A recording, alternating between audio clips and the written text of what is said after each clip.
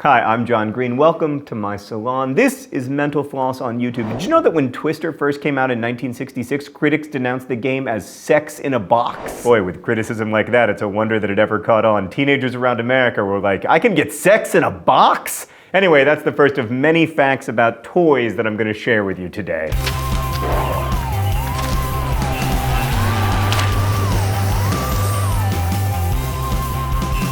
While 30-year-old Eleanor Abbott was recovering from polio, she kept herself busy by inventing something that would benefit bedridden kids for decades. Candyland. By the way, in case you don't remember, Candyland involves absolutely no skill, which means that your 4-year-old can literally beat you at it. It's completely unfair, which is why I only play Risk with 4-year-olds. In addition to every other amazing thing he ever did, in 1996, Mr. Rogers poured the wax that made the 100 billionth Crayola crayon. Alright, a few toy box names you probably didn't know. The original Hungry Hippos were named Happy, Henry, Harry, and Homer. It's rumored that Homer is blind, but some people think that's just folklore. The Rock'em Sock'em robots were Red Rocker and Blue Bomber, and if you want to call G.I. Joe by his full name, you should call him Government Issue Joe, but in a casual setting, he prefers just Joe. Koosh balls were named for the sound they make when they hit your hand. And the Slinky is one of 2 toys to receive official state toy status. It presides over Pennsylvania, while the teddy bear is the official state toy of Mississippi. Legend has it that in 1902, Teddy Roosevelt was on a hunting expedition in Mississippi when he came across a helpless bear and refused to shoot it, saying that it would be unsportsmanlike. The media grabbed onto the story, and a New York toy company started calling their stuffed toy bears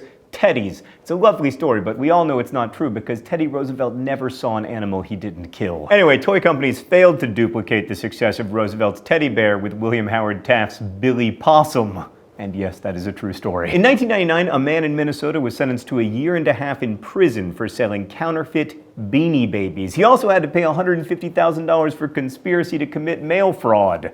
I don't know if you guys remember this from the 90s, but we took our Beanie Babies very seriously. That's why we keep Meredith's Beanie Baby Meerkat, or the Meerkat as we like to call it, in a jar. Before they took off as stuffed animals, Care Bears were merely illustrations whipped up to sell American greeting products. And now you're a real live plastic toy, Funshine Bear. The somewhat terrifying Teddy Ruxpin was designed by a Disney engineer who used the same technology that you see in the animatronics at Disneyland, which is weird because the country bears aren't at all terrifying. Hall of Presidents, on the other hand, I do see it a little bit. If you have the urge to adopt a Cabbage Patch doll, you should head to Babyland General Hospital in Cleveland, Georgia. It's situated on about 650 acres of land where Mother Cabbage gives birth to babies every hour beneath the magic crystal tree, which is pollinated by a bee hybrid called bunny bees. Meredith, what am I even talking about? As a child, I was terrified of Cabbage Patch Kids, and with good reason. Like, the snack time Cabbage Patch Kids had mechanical jaws so they could chew. Surprisingly enough, this proved to be a disaster, and Mattel eventually had to offer refunds after complaints that the dolls had chewed on and pulled out kids' hair. Let's move on to toys from a simpler time. The Radio Flyer Wagon, it's a strange name for such a straightforward toy, but there's a reason for it. Its creator, Antonio Pazin, felt that humans flying and radio were 2 of our greatest achievements, with our 3rd greatest achievement apparently being wagons. Now, of course, if Antonio Pazin were inventing the Radio Flyer Wagon, he would call it the Chipotle iPhone Wagon. The first toy ever to be advertised on television was Mr. Potato Head. He was also the first toy to feature real produce. That's right, the original Mr. Potato Head was actually a potato. Kids jammed eyes, ears, and accessories into real vegetables, like his buddies included Katie Carrot, Pete the Pepper, and Cookie the Cucumber. Why do they all get names, but Mr. Potato Head doesn't? By the way, Mr. Potato Head is also the official travel ambassador for Rhode Island, where Hasbro is headquartered. And where nothing else happens. We have Captain Kangaroo to thank for the success of PlayDoh. When it was just a fledgling company with no advertising budget, inventor Joe McVicker talked Captain Kangaroo into featuring it on the show. McVicker also offered Captain Kangaroo a portion of sales for promoting it to the kids, so naturally Captain Kangaroo started promoting it 3 times a week. Also, before it was eaten by kids in classrooms everywhere, PlayDoh was just like wallpaper cleaner. People wishing to clean the soot and dirt from their patterned walls would just roll the ball of goop across the surface, and it only came in off-white.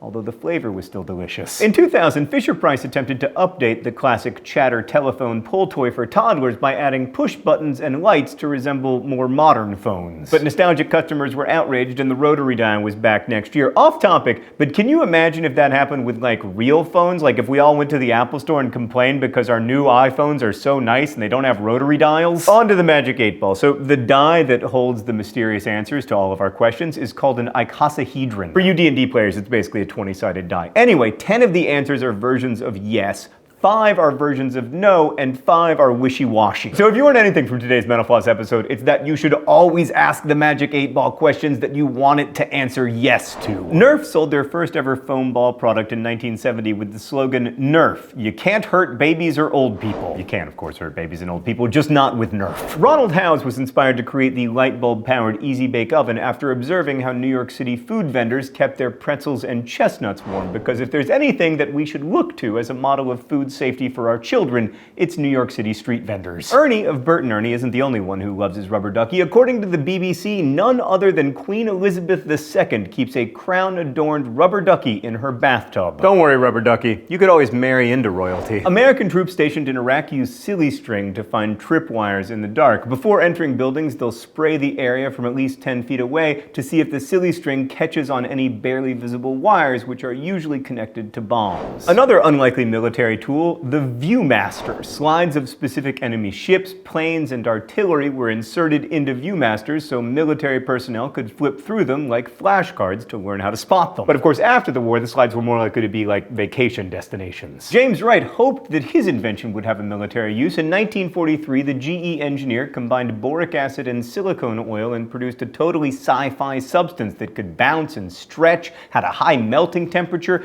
didn't collect mold. Mark, he invented Flubber? Oh no, apparently he invented what he called Nutty Putty. The government didn't have any use for Wright's Nutty Putty, so he slapped it into some plastic eggs because it was close to Easter and sold it as a toy. We're buying it today, of course, as Silly Putty. The pet rock was such an intense fad in 1975 that at $3.95 each, its inventor became a multimillionaire in about 6 months. Remember Sugar Ray, you know, from the Scooby-Doo movie with real people in it? And also, I guess, from the songs that they sang. Anyway, until Milton Bradley threatened to sue them, that band's name was Shrinky Dinks. Finally, I returned to my salon to tell you that sea monkeys were not, in fact, monkeys, and did not, in fact, live in the sea. They were just brine shrimp, which Harold von Braunhut became fascinated with when he learned that they could survive the salt lakes of Utah. Those lakes have a tendency to evaporate, so brine shrimp have developed the ability to fall into a state of cryptobiosis, meaning that they could fall into suspended animation until they were reintroduced to water. Problematic as non-sea, non-monkeys might be, it's still better than ant farms, because my son's ant farm just recently arrived with a bunch of dead ants in it. And that happy note wraps up this toy-tastic episode of Mental Floss, which is brought to you with the help of all of these nice people. Every week, we endeavor to answer one of your mind-blowing questions. This week's question comes from Katie Douglas, who asks, is there a word for a person who loves music? Well, Katie, the answer is no, unless you just take out the space between music and lover and just make it music lover. Anyway, you might also want to try the French word mélomane. Probably mispronounced that. If you have a mind-blowing question, please leave it below in comments. We'll try to answer as many as we can. Thank you again for watching, and as we say in my hometown, don't forget to be awesome.